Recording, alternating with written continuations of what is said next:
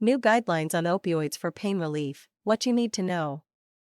Recommendations from the CDC emphasize safe, effective, and individualized options for pain relief.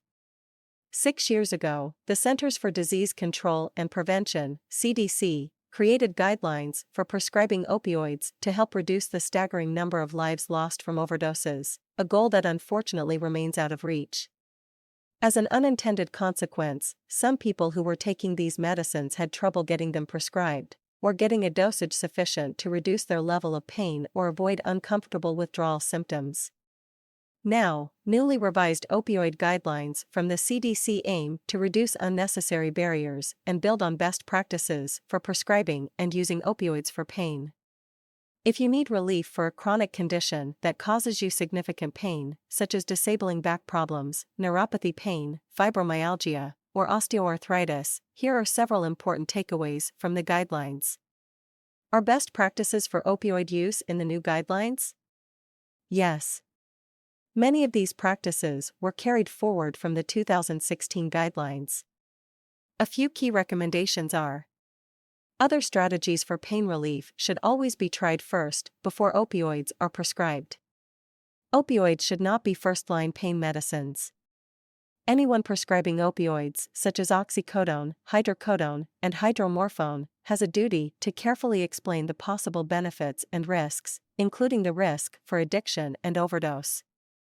Your doctor or medical team should help you consider whether benefits outweigh risks in your situation and continue to monitor this regularly over time.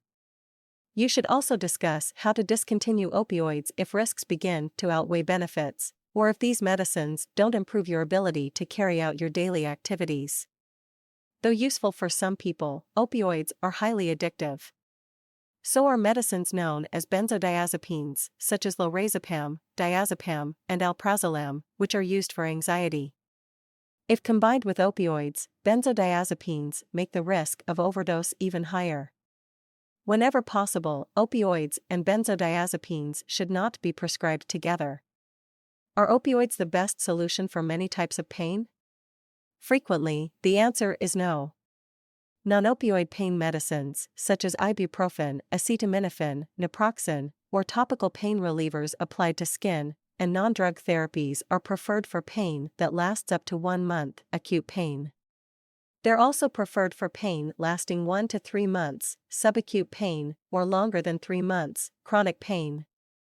Research shows these medicines are at least as effective as opioids for many painful conditions. Opioids may be prescribed to help relieve severe acute pain, like after surgery or dental procedures. However, it's safest to take them for the shortest possible time needed to get through the worst pain, typically just a few days, and switch over to non-opioid medicines as soon as possible. Non-drug therapies, such as physical therapy, cognitive behavioral therapy, mindfulness techniques, massage, acupuncture, and chiropractic adjustments, also may effectively relieve pain when tailored for specific conditions and situations. Often, when a person is dealing with chronic pain, combining these strategies can help them tackle essential tasks and improve their comfort and quality of life. Talk to your medical team about the best solutions for you. This interactive tool, describing options and resources for people living with chronic pain, may be helpful, too. What are some changes in the new guidelines? Laws passed by many states in the wake of the original guidelines and the snowballing opioid crisis further restricted the ability of prescribing clinicians to treat individual patients with opioid medicines.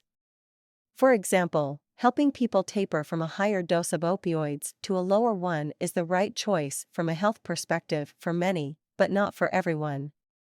And tapering will take some people longer than others to manage safely. Removing flexibility in how prescribing clinicians could work with their patients may have been harmful to some people. The new guidelines explain the complex nature of pain. Emphasize the importance of flexibility and nuance in treating individuals suffering from chronic pain. Recommend starting with the lowest effective dose of opioids for the shortest possible time.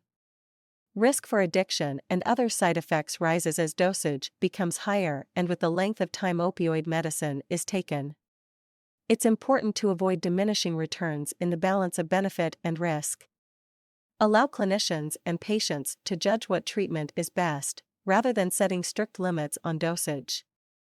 Encourage clinicians to offer or arrange effective treatment for people with opioid use disorder, to minimize risks for withdrawal symptoms, relapse to drug use, and overdose, which is sometimes fatal.